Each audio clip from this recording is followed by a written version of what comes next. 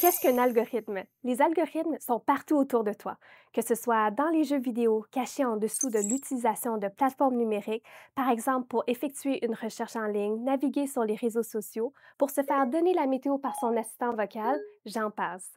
Les algorithmes sont une suite d'étapes permettant d'obtenir un résultat dépendamment des informations que tu lui donnes et de la question que tu lui poses.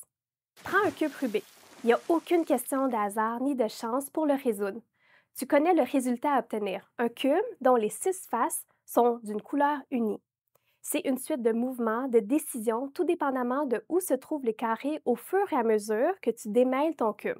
Tu as sûrement deviné, c'est en suivant un algorithme que tu résous un cube Rubik. Selon le livre des records Guinness, l'humain le plus rapide qui résout le cube Rubik le fait en 3,47 secondes. Incroyable, n'est-ce pas? Le robot, par contre, le plus rapide, selon le même livre, solutionne le cube en 0,38 secondes. Regarde ça. Solving in three, two, one. Oh yeah. Quel est son secret?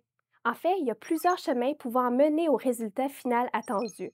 Lorsqu'une machine est programmée, on lui indique toutes les possibilités et alternatives pour arriver au résultat, puis la machine arrive toujours à trouver le chemin le plus rapide et le plus court pour y arriver. Il y a 3 éléments à retenir.